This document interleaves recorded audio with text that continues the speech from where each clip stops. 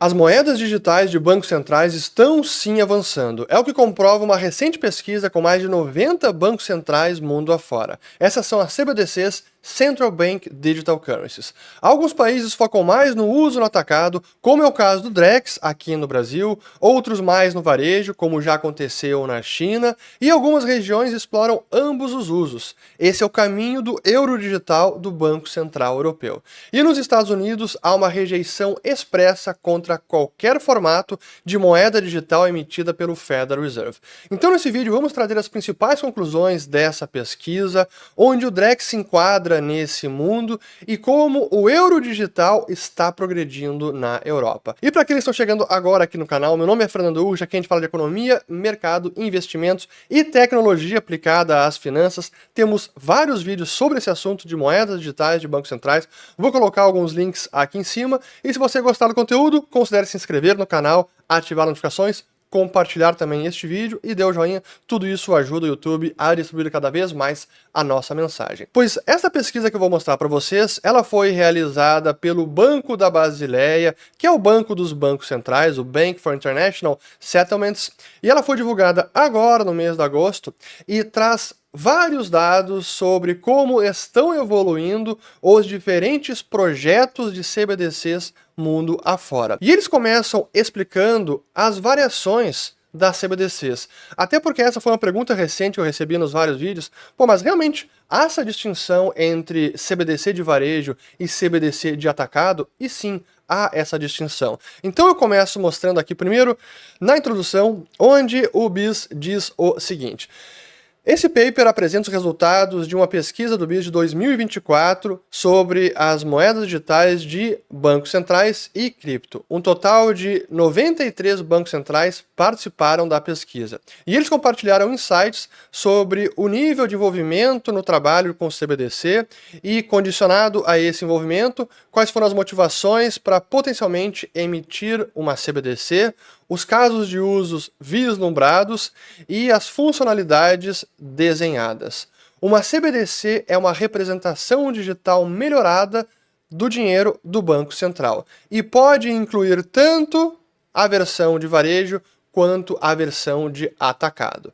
A versão de varejo é a versão digital do dinheiro em espécie, o dinheiro físico, que as famílias e as empresas podem usar para transações no cotidiano. Uma CBDC de varejo difere das formas existentes de pagamento sem dinheiro, como as transferências de crédito, débitos diretos, pagamentos com cartão, dinheiro eletrônico, já que é um passivo direto do Banco Central e não um passivo de uma instituição financeira privada. Então essa é a definição de uma CBDC de varejo, e assim que nasceram os primeiros estudos sobre a moeda digital de um Banco Central. Por isso que se diz que essa é a versão mais raiz, a mais radical, e que eu denomino de a moeda do capeta ou dinheiro do anticristo, porque seria potencialmente um dispositivo totalitário. Mas é sim a CBDC de varejo. Agora, a CBDC de atacado, ela é descrita da seguinte forma: como um dinheiro de banco central tokenizado, as CBDCs de atacado são intencionadas para o uso como um ativo de liquidação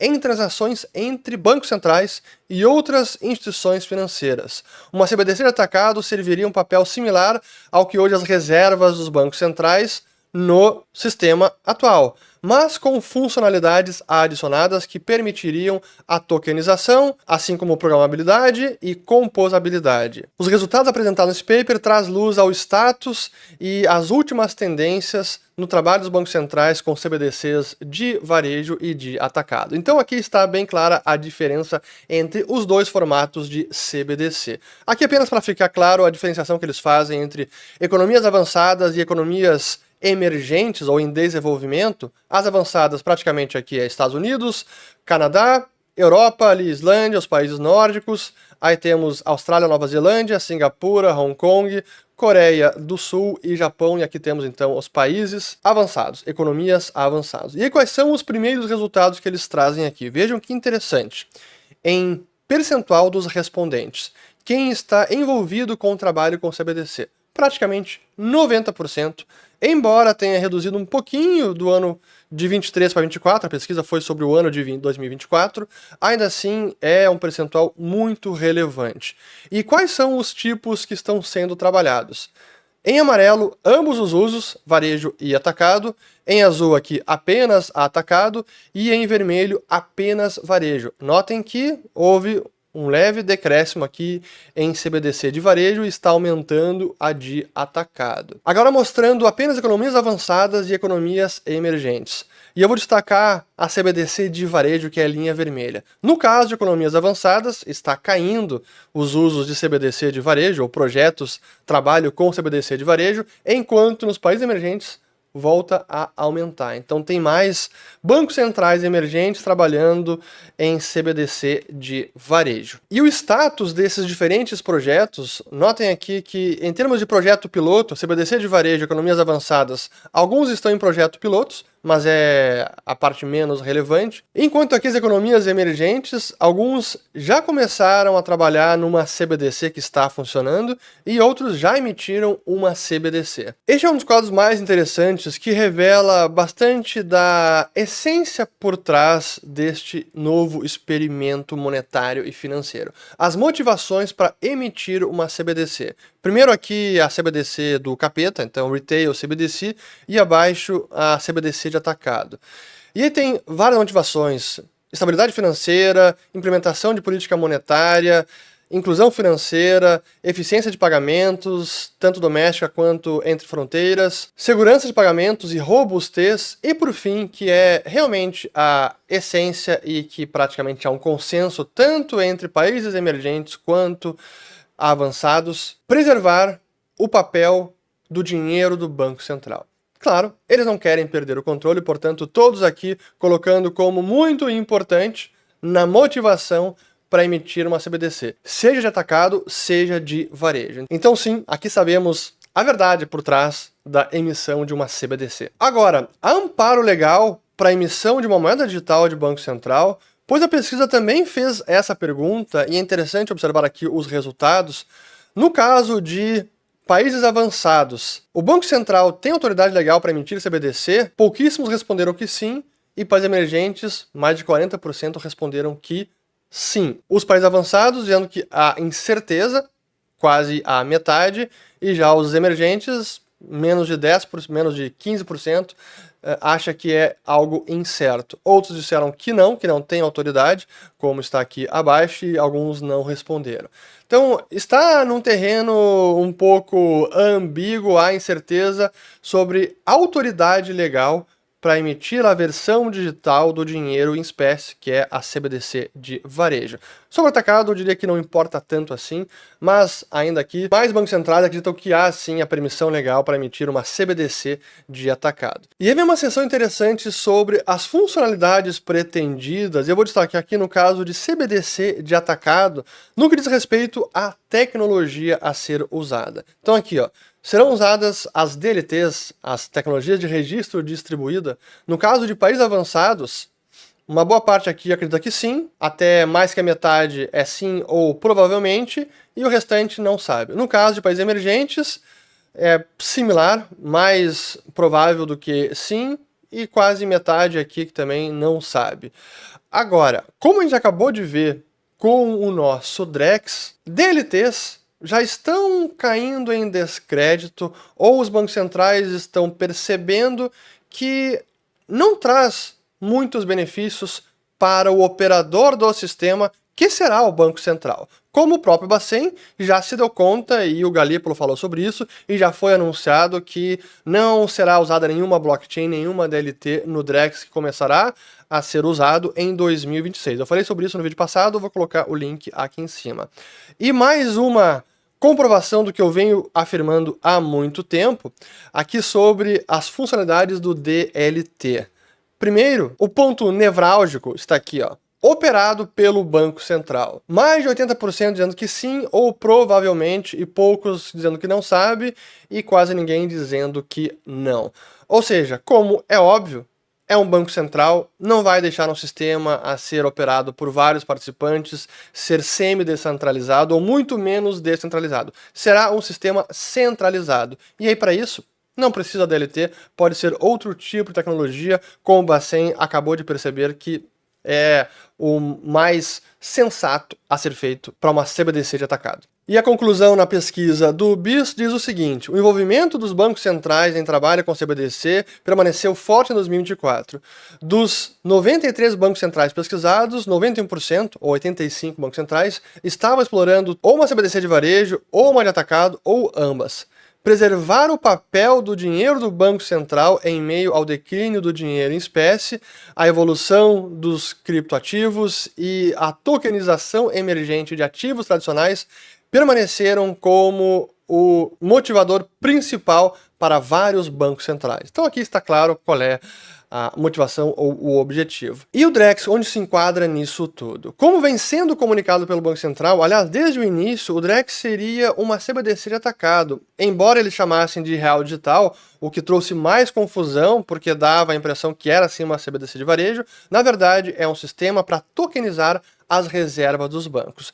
E nas últimas aparições, declarações oficiais, o Bacen deixou bem claro que sim, é uma CBDC de atacado e abandonando uma DLT, uma blockchain, que antes estavam testando no sistema Hyperledger Bezo, vai ser algum sistema, alguma rede para rodar o Drex a partir do ano que vem. E só uma nota importante, que eu recebi muitas perguntas no vídeo passado, essa nova mudança do Drex, e ele começando a operar em 2026, que eu encerrei o vídeo dizendo que ninguém precisa se proteger, o que eu quis dizer é que a mudança do Drex, confirmando que é uma CBDC de atacado e que não usará a DLT, não muda em nada o que eu já vinha falando desde sempre. Felizmente o Drex não é CBDC de varejo, é apenas de atacado. Ainda assim, sempre fica o nosso receio, é preciso se defender de alguma maneira, seja com o Drex, seja com o euro digital, seja com qualquer outro sistema. É sempre importante se proteger de riscos do sistema financeiro tradicional e de qualquer vigilância ou intrusão de governos na nossa vida financeira. E claro que para mim aí a melhor ferramenta, disparado, longe do segundo colocado, é o Bitcoin. Então eu encerro aqui esta nota de esclarecimento. Agora, o euro digital. É muito interessante o que está acontecendo na Europa, porque ao contrário dos Estados Unidos, e talvez se aproximando mais de casos como o da China ou até a Nigéria, que emitiram CBDCs de varejo, o Banco Central Europeu vem sim entretendo essa ideia, vem pesquisando sobre como emitir a versão digital da moeda única da zona do euro, e ao que tudo indica, eles estão caminhando para um misto entre CBDC de varejo e CBDC de atacado. E é interessante notar como as motivações divergem um pouco do que está acontecendo nos Estados Unidos. Enquanto na América há uma visão clara de como essa tecnologia é potencialmente intrusiva, invasiva e pode ser usada como dispositivo totalitário, por isso vários estados já proibiram a emissão de CBDC, o próprio Fed, o Powell e os seus diretores não concordam com uma emissão de CBDC, o Trump em decretos presidenciais também já deixou bem claro que não vai emitir uma CBDC, então focando em liberdade, privacidade financeira. A Europa flerta com o outro modelo. Talvez seja até pela motivação e as ideias fundacionais da moeda única europeia, porque sim, existe uma tradição mais socialista, uma visão socialista por trás do euro. Quem quiser saber sobre a formação do Banco Central Europeu e a emissão do euro, eu recomendo o livro do meu ex-professor Philippe Bagus, chamado A Tragédia do Euro. Ele conta muito sobre as origens e a competição de visões, a visão mais liberal clássica para a Europa e a visão mais socialista, que acabou prevalecendo, culminando na emissão do euro. E por que eu digo isso? Porque analisando os discursos da Christine Lagarde, que é a presidente do BCE, o que a gente vê é exatamente isso. Eles estão perseverando nessa ideia de um dinheiro digital de varejo. Eu não vou falar aqui sobre todo esse discurso, mas tem alguns pontos que eu quero destacar em declarações posteriores. Essa aqui foi em novembro de 2020, em que o BCE dava os primeiros passos para iniciar no estudo do euro digital, a ponto de ter avançado. Se vocês entrarem no site do BCE, tem uma seção específica sobre o euro digital, e inclusive temos aqui, vou colocar também na tela, uma das páginas aqui que fala sobre o progresso do euro digital, porque isso vem avançando. Inclusive, eles mostram aqui, ó, os próximos passos. Nos próximos meses, trabalho técnico será continuado de acordo com o prazo que foi estabelecido para a fase de preparação. Então, sim, eles estão avançando. Construindo sobre o progresso realizado até o momento, o projeto do euro digital manterá o seu foco em prover um rascunho do manual para o esquema do euro digital, selecionando provedores potenciais para a plataforma do euro digital, a infraestrutura, e conduzir mais experimentação e também consultas com os principais stakeholders para garantir que o euro digital vai entregar os melhores padrões de qualidade, segurança, privacidade e usabilidade. Pois é, então o projeto está avançando, há já especulação sobre um aplicativo para o euro digital. E por que eu tenho dito que é um misto de CBDC de varejo e CBDC de atacado? Porque pelas próprias declarações de diretores do BCE, é exatamente isso que parece que vem sendo desenhado. E aí há alguns motivadores por trás. Primeiro, comparando a Europa com os Estados Unidos, eles sofrem da fragmentação dos países, com sistemas de pagamentos que não se comunicam, não há uma união fiscal, ao contrário dos Estados Unidos, portanto, há sim mais fricção quando se fala de sistema de pagamentos. A Europa não tem um Pix, como existe no Brasil, então são motivadores que fazem com que o BCE explore o euro digital. Eles tampouco têm uma stablecoin, como existe já para o dólar americano, com o dólar Tether e com a USDC, com esse montante já emitido e em circulação, que no caso do dólar tem mais de 200 bilhões de dólares. As stablecoins de euro, elas são bem menores e não ganharam a proeminência e usabilidade que as stablecoins de dólar. Então, em contraponto ao que acontece nos Estados Unidos, é também uma preocupação no caso do BCE, já que as stablecoins estão sendo promovidas e defendidas pelo governo americano. Hoje, na Europa, não tem um caso semelhante. Até se especula que o próprio BCE poderia criar a sua stablecoin de euro. Seja qual for a decisão, o fato é que uma CBDC de varejo pode transformar radicalmente o sistema bancário de qualquer país, trazendo desintermediação financeira, perda de depósitos e uma mudança na relação entre bancos, clientes, correntistas e Banco Central. E esse foi um dos principais motivos que eu sempre previ que pouquíssimos bancos centrais iriam a fundo na ideia de CBDC de varejo, até pela revolução que causaria no sistema bancário e nessa relação com o Banco Central.